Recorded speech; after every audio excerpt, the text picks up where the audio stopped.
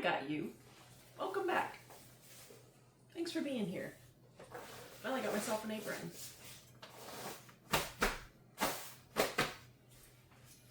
Okay, so I completely understand. We're gonna get started. So I've already got 4 cups of flour in here. I accidentally bought wheat flour months ago, and it's too heavy to use all wheat in this recipe, but I used 2 cups of this to 2 cups of all-purpose flour. You obviously don't need to do that, just use 4 cups of all the same flour. I just wanted to point that out because it's gonna look a little different when it comes out of the oven. Okay, tablespoon of yeast.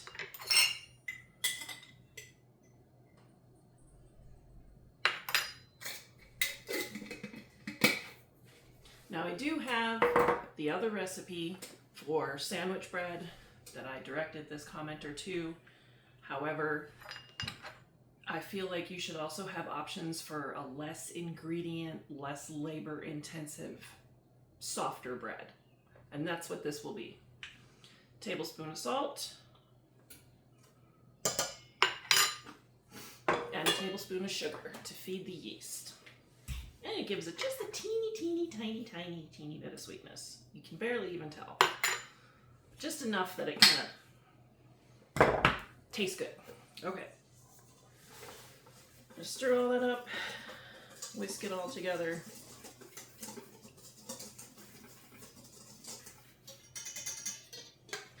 And then I have 2 cups of warm water. Yep, nice and warm.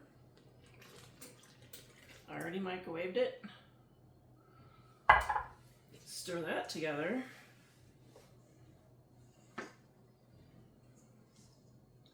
Just until it's kind of shaggy. About like that. Hopefully you can see that. And then we're gonna add about 1/8 of a cup of olive oil. Or you can use melted butter, okay? This is what's gonna help it, one of the things that's gonna help it be a little softer with less crunch, which is exactly what we want in this particular recipe, okay?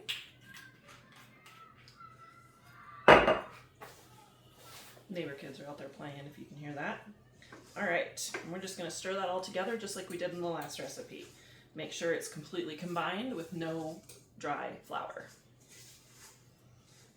And you don't even have to use your hands. You don't even have to touch the dough.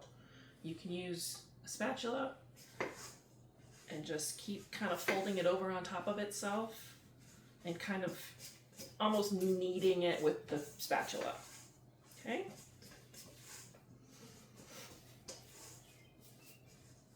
Really, we're just making sure that everything is incorporated and all the flour is hydrated.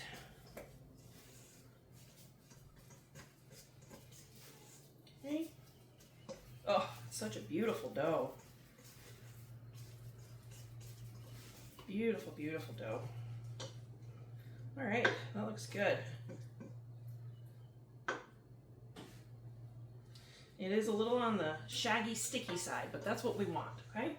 So there you go. Cover it with saran wrap or tin foil or even a damp towel and let it rest for 1 to 1.5 hours until it doubles in size. And I will come back when that happens. Just on a quick side note, my oven is currently running because I am cooking a whole chicken, which is another video that I just recently posted. And I'm throwing this together while the chicken cooks. Multitasking. Okay, we're back. The bread doubled. Forgot my apron. Hold on one sec. Clearly, the oven has preheated to 350 degrees Fahrenheit. I believe that's 176 Celsius.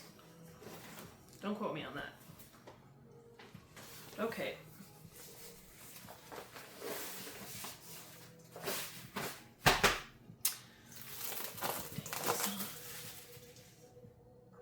It's in this bag because there's a hole in the bag.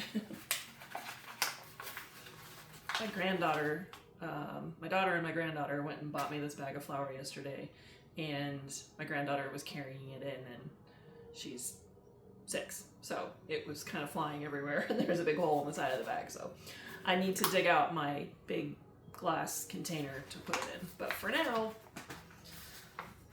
this is a silicone bag, just to make sure we don't waste any flour. I really should have opened this before I started this. And it hurts to pinch with my right hand. They don't want you using the flour, apparently. Come on. This has been a long day. No, for crying out loud. Okay. Whew. My goodness. Alright. Please don't tip over. So, we need to flour the board a little bit. So we don't want the dough sticking to the board. And we're going to throw a little flour on top of here. And then I'm just going to scrape this down a little bit.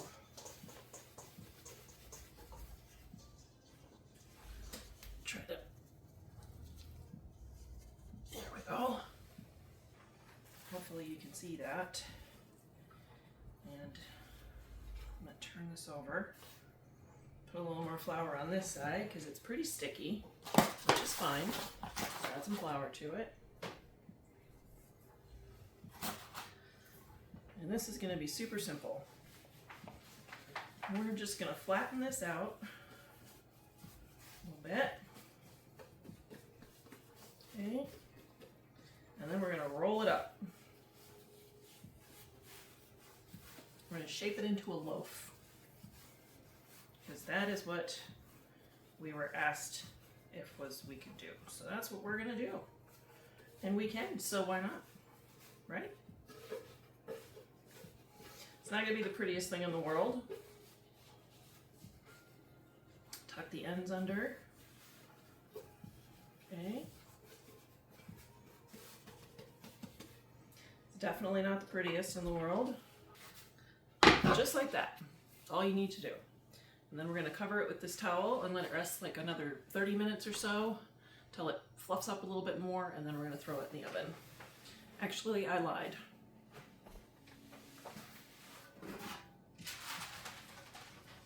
Before it puffs up and gets floofy again, so that we don't have to handle it after it's floofy and take the chance of smushing it down, we're going to put it on the parchment paper right now.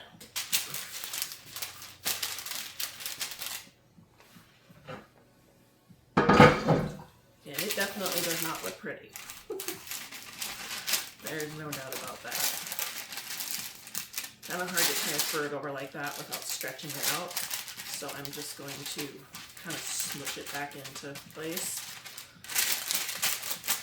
And now we're going to cover it with the towel and let it rise. Okay. Look at that. That has risen. So now we're going to put it in the oven.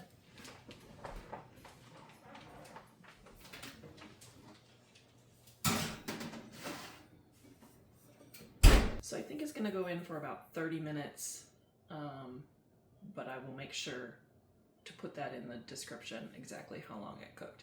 I'm pretty sure it'll be about 30 minutes. So, see you back here when it's done baking.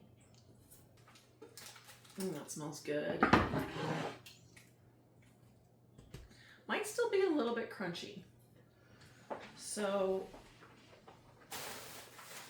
might have to tweak this again. Might need some butter. Ooh, that's pretty soft. Ooh, that's pretty soft. Bottom's a little crunchy, but not too terribly bad. I probably could have taken it out a little sooner.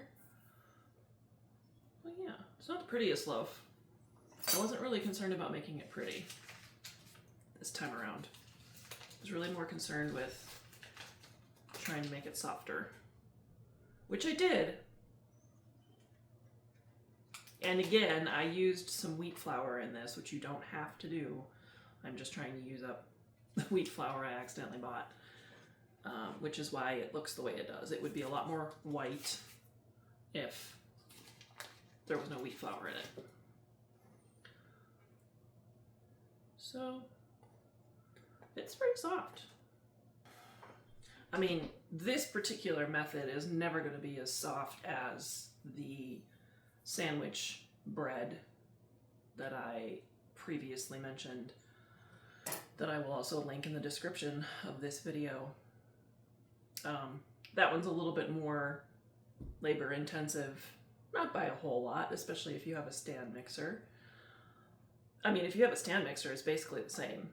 There's just a few more ingredients. But that one comes out very soft and very just wow, like delicious. It's one of my favorites to make. I make it for my kids all the time.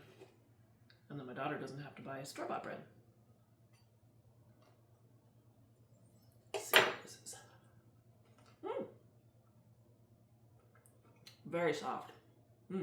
Very good. Very good. That is really good.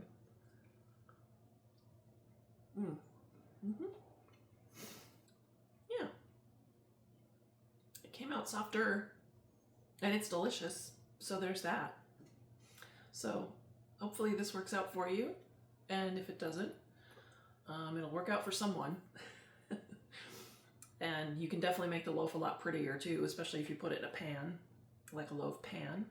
But I was just trying to throw it together using minimal utensils, minimal dishes, minimal ingredients, something that's just easy to kind of throw together. It doesn't have to be pretty if it's functional and edible, right? I hope you enjoyed this video. I'm extremely tired. It's been a very long day. Can't wait to see you in the next one. You subscribe.